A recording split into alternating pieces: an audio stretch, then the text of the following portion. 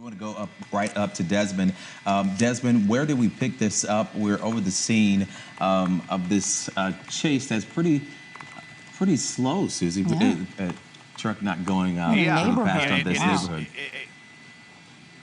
Yeah, it is another one of these kind of slower ones so far. In fact, we heard speeds as low as 10 miles an hour at one point. Reckless DUI with LA County Sheriff's deputies from the Carson-Compton station. So in one of those two areas is where this began. And, you know, sometimes with the sheriffs, sometimes they let these things go. Other times they want to shut it down pretty quick.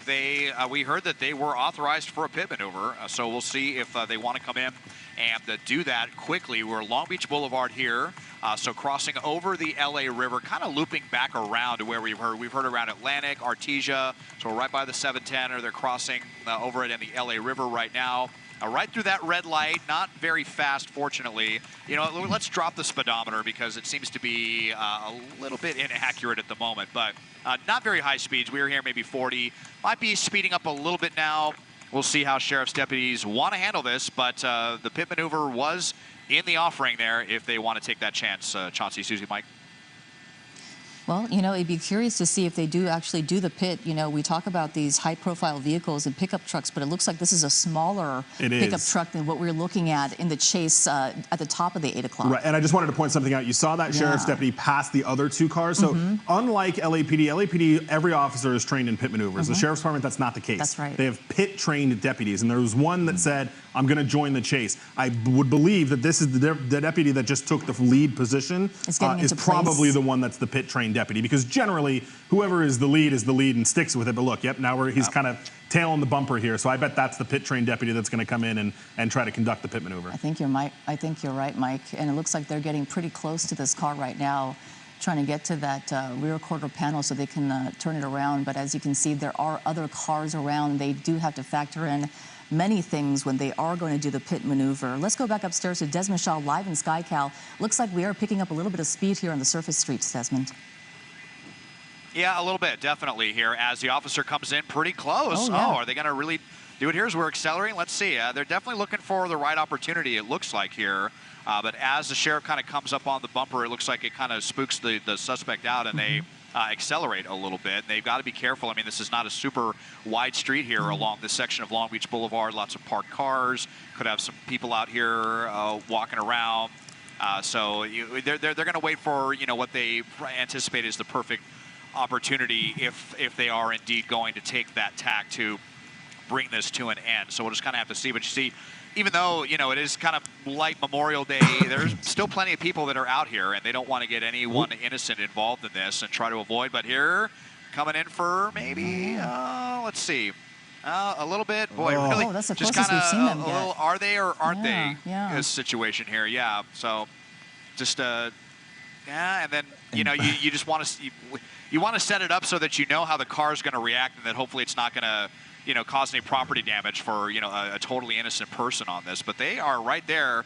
Certainly seems like they are waiting for the opportunity to come in with a pit maneuver. So we'll just see what happens here in the next couple of moments. Really quick, you guys, we had heard that the suspect was throwing things out of the car as the officer or the deputies were behind him. They had a deputy go back and figure out what that was, and we just heard it was methamphetamine that was being tossed out of the car. So wow. Now we've got that as well. And Des, are we entering, is this an on-ramp now? Let's see where we're headed. No, we're still kind of in a neighborhood right now. Yeah, just kind of a little loosey-goosey here between the suspect and the sheriff's deputies if they actually want to do this or not. Now we're on a really narrow street. Something else might have just got thrown out there. I thought I saw it looked like maybe something else being thrown. So there you go. The suspect throwing some, you know, possibly some bad stuff out the window as well. Definitely getting more complicated by the second for the suspect, and it just seems like sheriffs are just kind of itching, salivating at the perfect opportunity to pull a pit maneuver. And you talked exactly. about Mike. You talked about that pit-trained deputy, and you have to have that here because this road is very narrow. Yeah, I would be surprised if we see it here. There's just too many cars. It's one lane in each direction. I would be kind of surprised that when he had that open, that 2-lane street or 3-lane street. that was a better opportunity, and he definitely tried and definitely wanted to.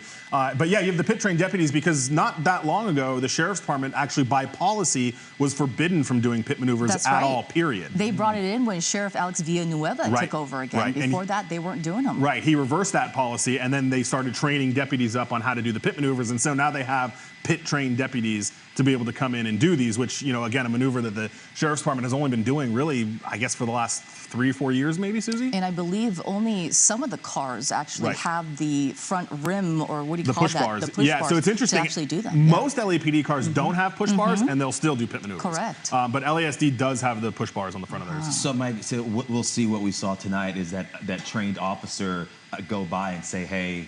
Yeah, so they'll you know, get in position. They'll take over as the primary deputy that is in pursuit here. You know, you always have a primary, secondary, you know, third and fourth, however many they want in the pursuit. And generally that doesn't change unless there's an issue with a car or they switch jurisdictions or something like that. But the fact that we saw the sheriff's deputy come up and take that lead role, and the way he's been right at the tail of the car, would lead me to believe that this is the pit train deputy and they're just waiting for their opportunity.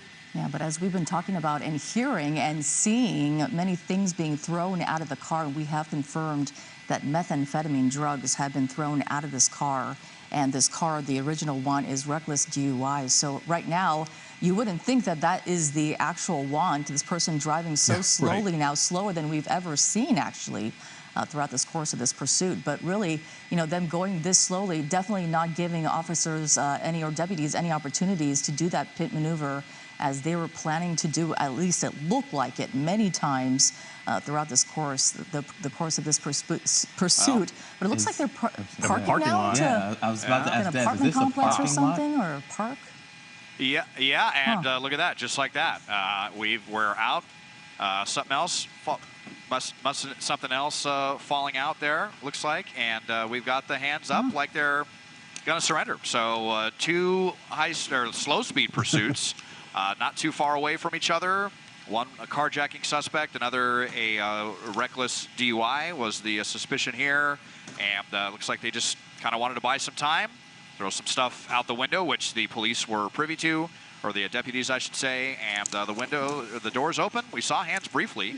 Let's see if this suspect comes out more quickly than that last suspect did. Yeah, it looks like that door opened right away, just as soon as they stopped. Maybe they thought about maybe making a run for it, but soon learned that the officers or the deputies were right behind them. But it looks like they are staying in the car for now, as the deputies are no doubt giving the orders out to put their hands up and walk slowly towards them, walking backwards, and then showing their waistband as well to make sure that they're not armed.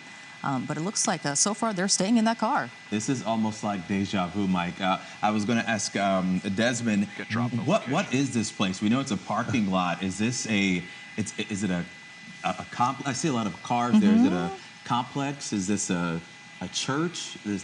What is this place?